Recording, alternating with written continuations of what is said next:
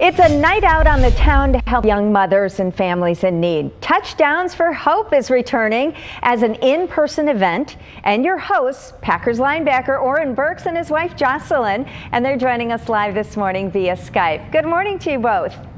Good morning. Good morning. Thank you for having us. So tell us what Touchdowns for Hope is. You hosted virtually last year, am I correct about that? And also attended before that? Yeah. So Touchdowns for Hope specifically benefits House of Hope here in Greenbay, and House of Hope is an amazing organization that provides services for young mothers and expecting mothers that are experiencing homelessness in Northeast Wisconsin. And so it's just an amazing organization doing important work here.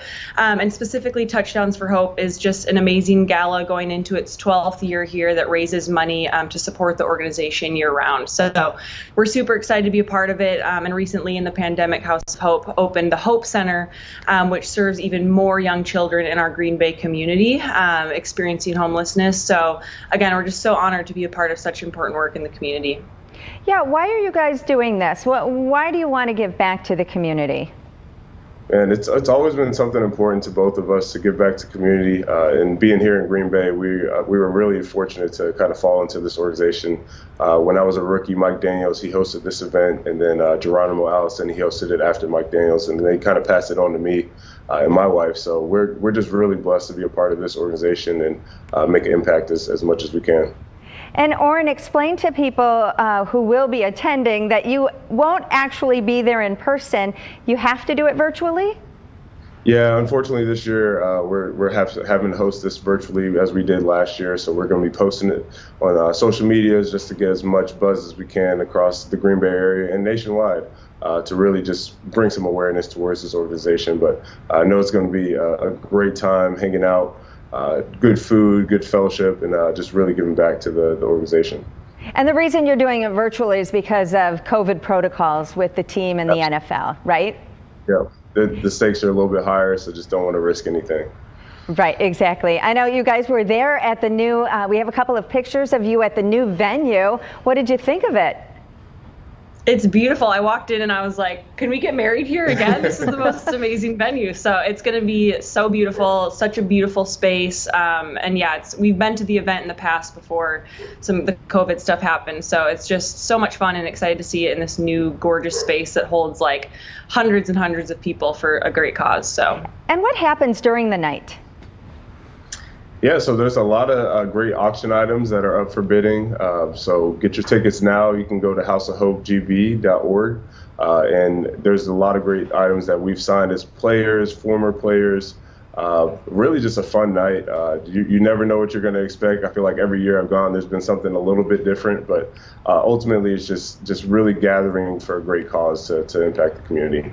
I usually MC this event, but I had another commitment this year, so I'm sad to miss it, but Fox 11's Michelle Melby will be there. As you can see on the screen, it's happening Friday, October 22nd. Registration actually starts at 5:30, but it's an all-night-long affair at the LedgeCrest Reserve. Tickets are $100, and you get food with that, and dancing and music, and a chance to, Oren, meet some former Packers, maybe? Yeah, I've heard that John Kuhn is going to be in attendance as well. So like I said, it's been an organization that has been supported by former players, current players, and we're really proud to be behind this organization. While Valley Transit continues to navigate public transportation during the pandemic, ridership numbers for August offered some good news. Ridership continues to be lower than normal, but when we compare it to last year, August has seen an increase. While August 2020 ridership numbers were nearly half of what they were in 2019, August 2021 showed over 5,000 more rides given than August 2020. Ron McDonald, general manager for Valley Transit, says numbers started trending up again 6 months ago. People were starting to get out and move and things, and schools are back in session and people are moving about a little bit. While September ridership numbers have not been released yet, McDonald says that the cancellation of things like Oktoberfest does make an impact on its numbers. That's quite frankly our biggest ridership of the year is Oktoberfest. We provide park and ride services and such because there's so many people coming into the downtowns. As for the future of maintaining ridership on Valley Transit, McDonald says thinking about how many people will be returning to office will have to be considered. McDonald says before COVID-19, over half of passengers were taking the bus to get to and from work. The employment one is the one we're trying to figure out exactly what does that mean once we get beyond COVID. How many jobs are going to be working from home from now on versus coming back to the brick and mortar place of business. Valley Transit says it has hired a consultant to help study the changes the pandemic has caused, such as demographics of riders and how to better utilize their resources. Companies have openings for jobs available. Back in the day, it was very easy to find people. But that's not the case anymore. For the last 40 years, Joanne Schneider has worked with Mid-States Aluminum in Fond du Lac in an HR role. She says there doesn't seem to be enough people to work, adding she hoped the expired additional unemployment benefits would bring job seekers out, but that hasn't been the case. What we're finding out there are the people that are the job hoppers. They'll leave a job for $1 more an hour, not understanding that your benefits can be everything too, that you need to look at not just your hourly wage, but benefits and culture. Applicants that applied to Mid-States Aluminum once benefits expired didn't have the experience the company was looking for. Schneider believes this is widespread across different industries. And so does Teresa Yeager, an HR manager at the Smuckers plant in Ripon. She says baby boomers wanting to step away plays a factor too.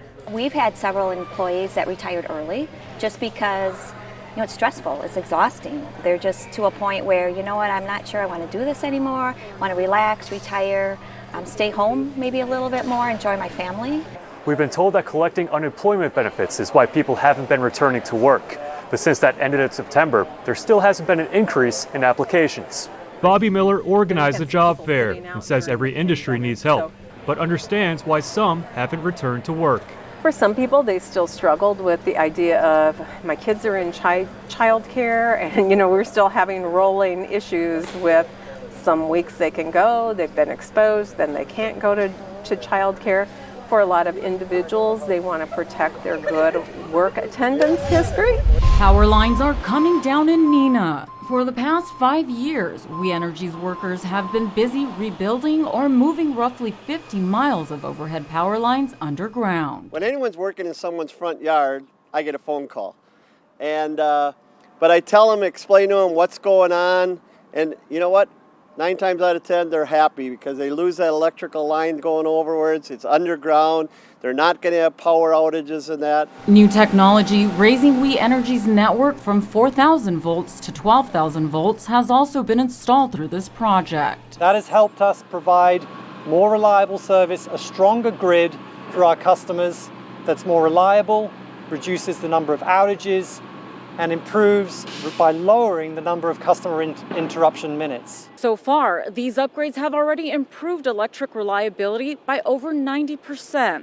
We know that because we look at the number of customer interruptions in the 5 years prior to doing the work, and we're looking at the reliability now. We can see a significant improvement. We Energies chose the city of Neenah and began working on this multi-year task with the goal of creating a more modern, higher voltage distribution system. The company is investing over $50 million to get this work done. It's a cost that will be socialized across our network because we can show that the reliability improvements are necessary and we're replacing aging equipment. So for the community, very little impact in terms of cost. The project is slated to be completed by the end of 2022.